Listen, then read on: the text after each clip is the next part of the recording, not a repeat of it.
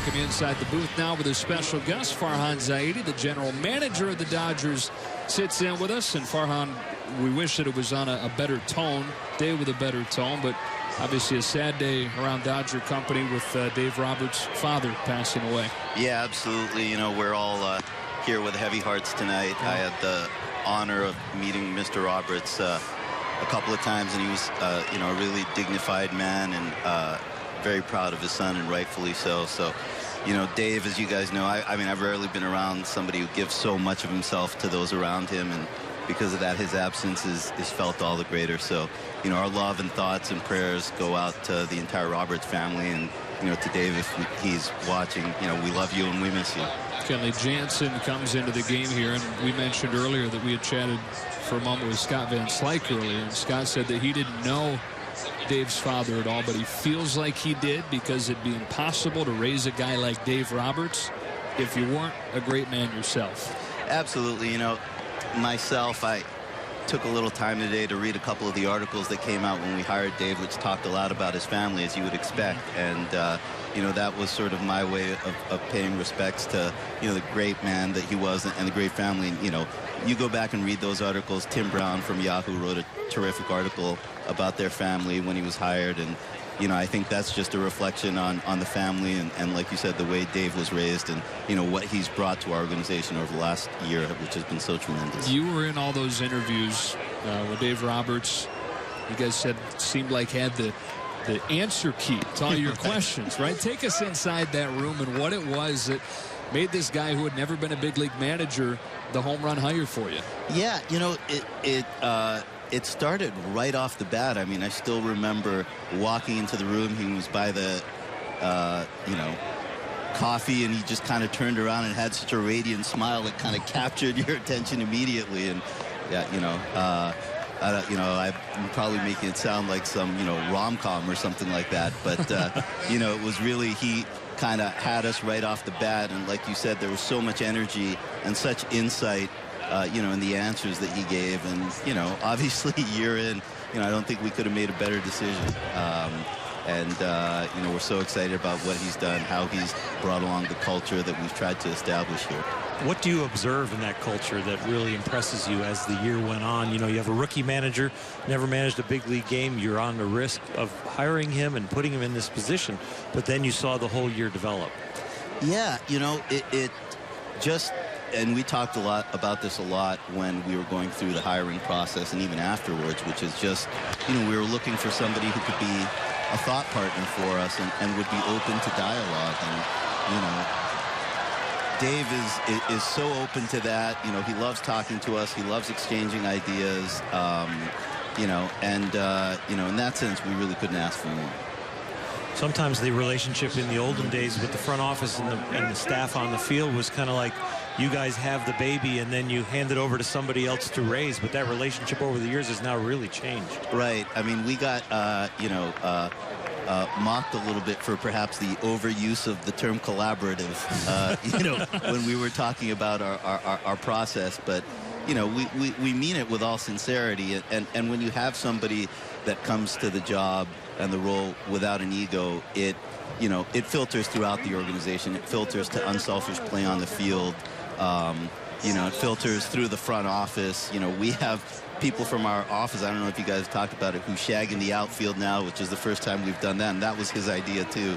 So, you know, he's really somebody who brings people together, and you know, like I said, that's, you know, when someone like that is missing, you feel it all the more. Culture can be a hard thing to get a grip on, like tangibly, but I think if there's a tangible reflection of culture, it's got to be what we saw this offseason with guys turning down more money to stay here. Absolutely. I mean, you know, we talk a lot about organizations that we view as model organizations in other sports. You know, you have obviously the New England Patriots coming off another championship, and the San Antonio Spurs, and those were championship caliber clubs that were able to stay together and keep a nucleus together because, you know, it was that important to them. And, you know, players have the prerogative to go out there and seek the best contracts. And so, you know, none of us should sit in judgment if they do that. But to those that, you know, prioritize you know, for us coming to this organization and helping us do something special this year, yeah, I mean, you don't do that without sort of the foundations of the culture.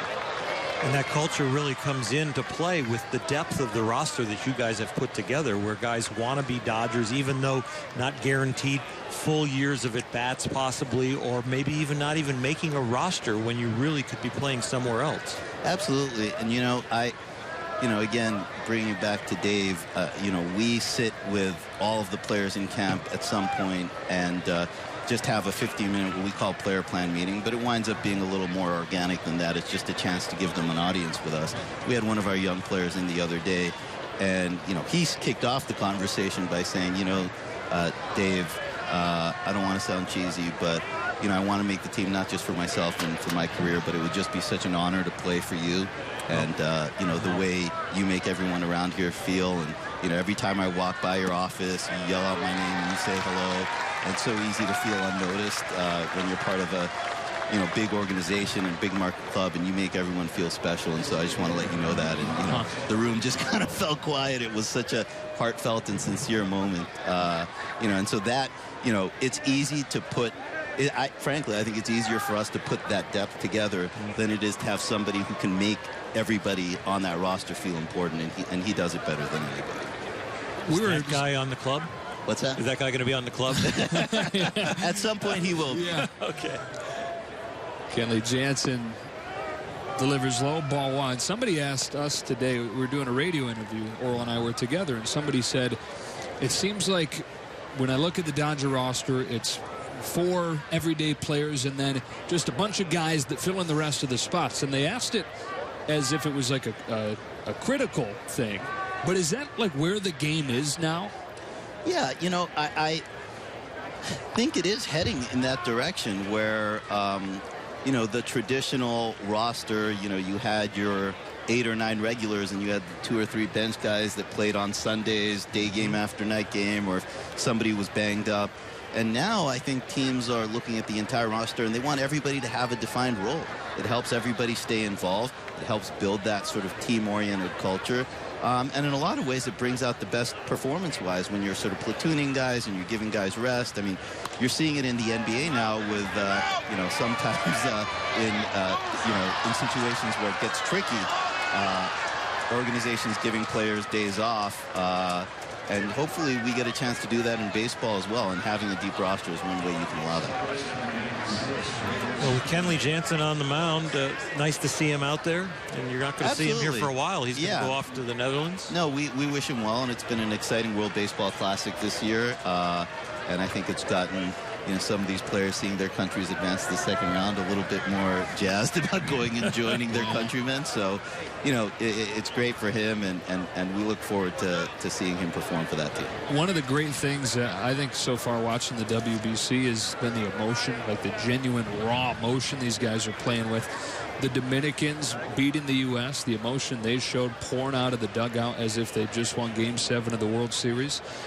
There are a lot of people who look at that and say that is what baseball is lacking right now, that the unwritten rules of the game keep that from happening. What are your thoughts on that whole dynamic?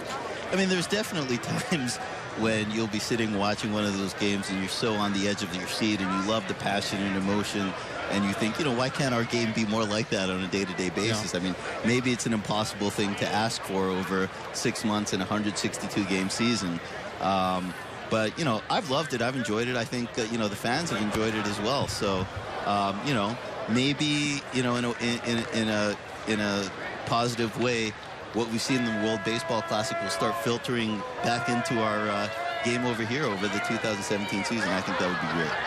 It seems like there's a built-in governor to all athletes of what a regular season mentality is compared to a playoff championship moment is, and the emotion does come to a head, but yeah, it's very hard, I think, in a regular season, especially over 162 games, to get that high or to get that low, and then continue to show up the next day and put your best foot forward. And there is that little bit of a governor in there to kind of like status quo. I've got to keep an even keel. Right. And we do appreciate the players, though, that do kind of let their sleeves down and show their emotions on a daily basis. Those are kind of the Energizer bunnies of rosters. Absolutely. Look, I don't think we want to see guys pouring out of the dugout after any run is scored during the regular season. That would get a little exhausting and redundant. But yeah, just some of the little things you see in the game. I mean, obviously a lot has been made about the Javier Baez tag, which, like a lot of people, I just wound up watching on repeat about 100 times just because I thought it was so much fun. So yeah, little things like that. I think we'll see. We'll see if it winds up showing up on our field. But, even if not, it's just been, I think, a terrific showcase for baseball. 17 days from opening day now. How close are you guys from being able to have a handle on what that 25-man roster looks like? We're sort of inching closer. We've got a lot of players still in camp, partly because of the World Baseball Classic and partly because we've obviously had some guys banged up. Nothing serious, thankfully, but, this is the time of year when you can be a little conservative and let guys fully feel before they go out there. So, we, like all front offices, prefer to be evasive when we try to get pinned down on who the 25 guys are going to be. And there's still plenty of time for stuff to play out.